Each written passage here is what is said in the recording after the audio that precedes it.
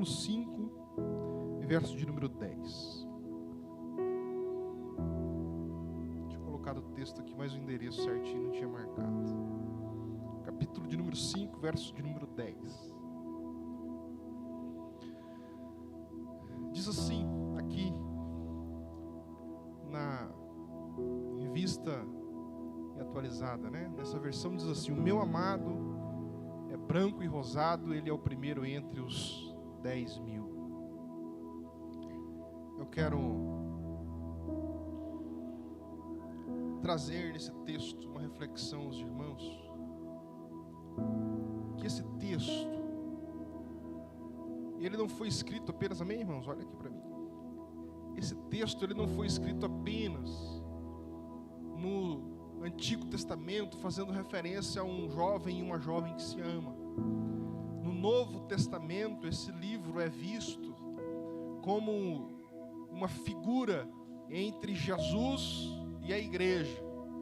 O apóstolo Paulo nos ensina que Jesus é o noivo e a igreja é a sua noiva, e que ele está esperando um dia para nos encontrarmos nos céus.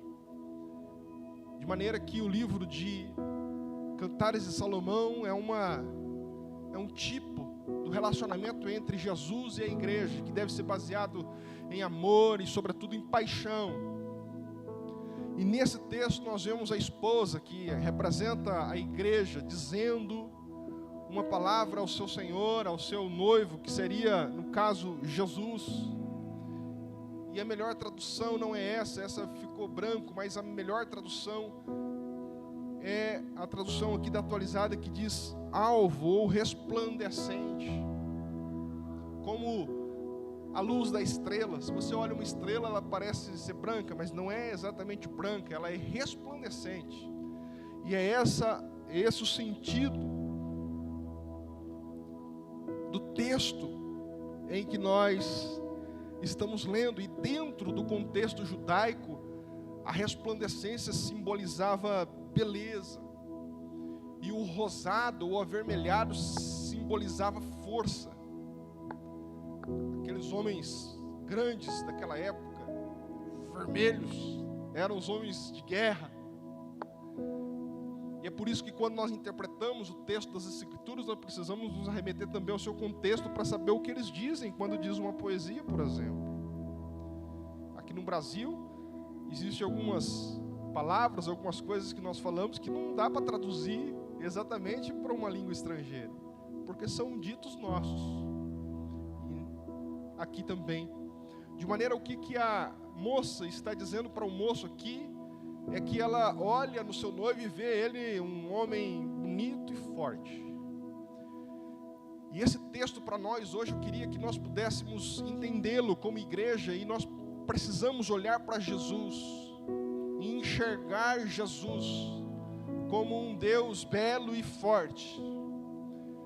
A beleza no sentido espiritual, não é apenas no sentido estético de beleza. A beleza, para a filosofia daquela época, era a busca que os homens tinham pela divindade, por aquilo que eles procuravam e não sabiam o que. Sabiam que existia um Deus, mas não sabia quem era esse Deus. Era o Logos de Deus. Eles sabiam que existe algo maior, mas não sabiam quem era, e procuravam através das coisas grandes, bonitas e belas na vida, procurar essa beleza. A filosofia, no decorrer dos tempos, buscou sempre a beleza como uma fonte de vida, a beleza existencial, declarada através de coisas simples da vida, como no choro de uma criança, ao nascer uma criança, na poesia, na literatura, na arte. Procuravam nessas coisas, na música, nas sintonias, algo que pudesse emocionar os seus corações a ponto de eles terem um contato com uma divindade. É dessa beleza que eles estão dizendo aqui em relação a Jesus. A beleza nas virtudes humanas, na lealdade, a beleza no amor. Quando a gente vê um casal apaixonado, a gente fala o quê? Nossa, olha que bonitinho. Porque é bonito o amor.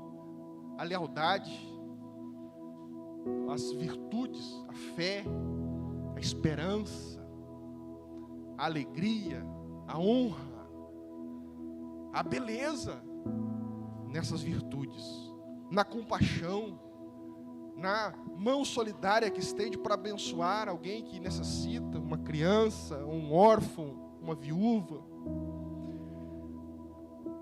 na poesia que nos arremete a sentimentos tão nobres e bonitos, como por exemplo a saudade de ser criança. Quem não tem saudade da sua época de criança, por mais difícil que tenha sido? Há lembranças boas de quando nós éramos crianças, e essas coisas sempre no decorrer da história foi conteúdo de meditações, de escritas e de saudades.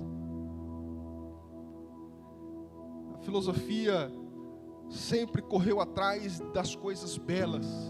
Mas, irmãos, o texto aqui que nós lemos diz que ao olharmos para Jesus, nós precisamos encontrar nele a beleza eterna de Deus. Um dia, João, lá no capítulo 1 e verso de número 14, ele diz que o verbo se fez carne e habitou entre nós. A palavra verbo é a tradução da palavra em que era falada pelos filósofos da época como aquele algo que todos buscavam na filosofia, buscavam na beleza do mundo, nos grandes eventos, no trovão, no raio, na chuva, no vento. Mas João diz: olha, é isso que vocês procuram e que ainda não encontraram. Ele se fez carne e habitou entre nós. Jesus é a maior beleza que o ser humano pode enxergar. Jesus é belo. É por isso que um grande teólogo, que muitas vezes é mal compreendido porque tem o nome de santo antes, né? Santo Agostinho. E às vezes cria um certo preconceito, mas foi um dos grandes teólogos da história da igreja.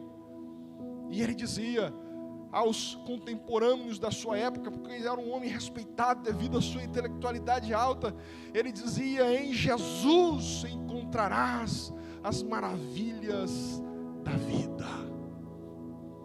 Não é na cachaça, não é na prostituição, não é na vida devassa, na música, na arte, dizia Agostinho. É em Jesus que está a beleza dos homens. É em Jesus que está a esperança, a honra. É em Jesus que o homem pode se encantar, olhando para Ele e para o seu Evangelho. Jesus é a fagulha de Deus, é o verbo de Deus que se fez carne e habitou entre nós, e diz João, cheio de graça, cheio de graça, cheio de beleza, cheio de coisa boa.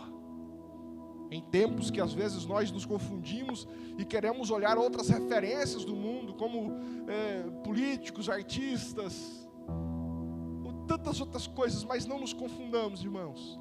A maior beleza, a fonte de graça do mundo não está nos livros de filosofia, não está nos discursos políticos mais arrebatadores do mundo, não, está em Jesus. É por isso que não confundamos as coisas e jamais deixemos de amar Jesus, de olharmos para Ele com paixão. Com paixão. Que Deus nos livre de uma vida religiosa seca, Rogério, uma vida religiosa pragmática, apenas de faz de conta, ou de obedecer alguns preceitinhos, algumas regras, e fazer algumas simbologias, mas que o nosso coração seja arrebatado por paixão, quando olhamos para Jesus, quando pensamos em Jesus, quando oramos a Jesus, que Ele seja o amado da nossa alma, que encontramos beleza em Cristo. Mas o texto nos diz que ao olharmos para Cristo não devemos encontrar apenas beleza, mas devemos também encontrar força. Eu li aqui no texto um pouco antes para o Rogério, dizendo que a coluna daquela família era de cedro, era uma madeira forte, dura. O cedro é um símbolo de Jesus. Ele é forte, Ele é poderoso. Nós não devemos olhar para Jesus como alguém fraco, como alguém com cara de velhinho. Muitas pessoas estão olhando para Jesus de forma equivocada. Pintam Jesus de forma equivocada, com um semblante fraco. O meu Jesus não é fraco. O nosso Jesus não é fraco. O nosso Jesus, ele é forte. O texto diz que quando a amada olhava para o amado, ouvia forte, ouvia cheio de fortaleza. Falsete, que foi um grande teólogo, ele também nos faz atentar para que, quando ela fala, você é rosado, para não nos esquecermos de que em Jesus existe a marca do sangue, do vermelho, que jamais vai ser apartado dele. Os anjos são resplandecentes, não tem cor de sangue. Os mártires jamais entrarão no céu com o seu sangue. Para ir para lá, serão feitos em novos corpos. Mas Jesus levará a marca do sangue dele para toda a eternidade. Porque mesmo quando estivermos nos céus, irmão Odete, na eternidade, nós olharemos para Jesus e dizer: eu estou aqui por causa dele. Eu estou aqui por causa dele. É por causa de Jesus, é por causa da força dele, é por causa da morte dele, é por causa da conquista dele na cruz, que eu estou aqui para viver a eternidade com ele. Jesus, como resplandecente, é a beleza do padrão moral que nós devemos seguir. Ele é o portador do padrão. E é por isso que o texto continua dizendo, na segunda parte, dizendo: ele é o primeiro entre 10.000. Que coisa maravilhosa. Pode procurar, Rogério. Pode procurar outras filosofias, outras religiões, pode procurar. No mundo, pode procurar. Nenhuma será superior ao Evangelho de Jesus Cristo, irmão Cido. Nenhuma terá uma proposta mais sublime, mais linda, mais verdadeira, mais poderosa do que a verdade do Evangelho de Jesus. Ele é o primeiro entre 10.000. Irmãos, entre todas as coisas que são oferecidas para nós neste mundo, ideologias, filosofias, tantas coisas, religiões, doutrinas, coisas que passam, como o apóstolo Paulo diz, de ventos que passam sobre nós, que nós não nos confundamos e não troquemos Jesus por nada nesta vida, porque Ele é maravilhoso. Jesus deve ser o alvo da nossa devoção, Jesus deve ser o alvo da nossa adoração, Jesus deve ser o alvo da nossa paixão. Nos tempos de hoje, devemos ensinar os nossos filhos não apenas a ir à igreja, mas devemos fazer com que eles aprendam a serem apaixonados por Jesus, apaixonados por Cristo.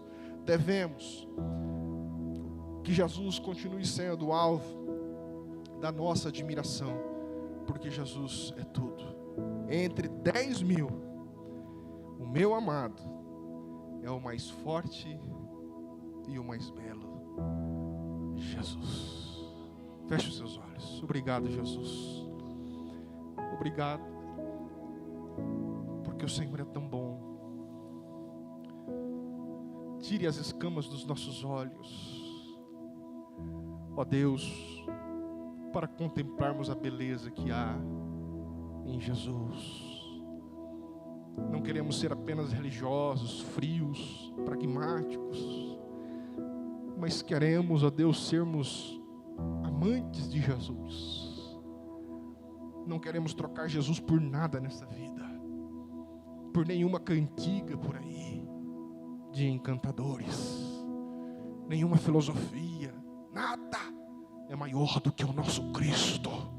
Nenhum líder, nenhum homem, nenhuma quantidade de dinheiro, nada é superior, mais belo, mais forte, mais importante do que Jesus nas nossas vidas.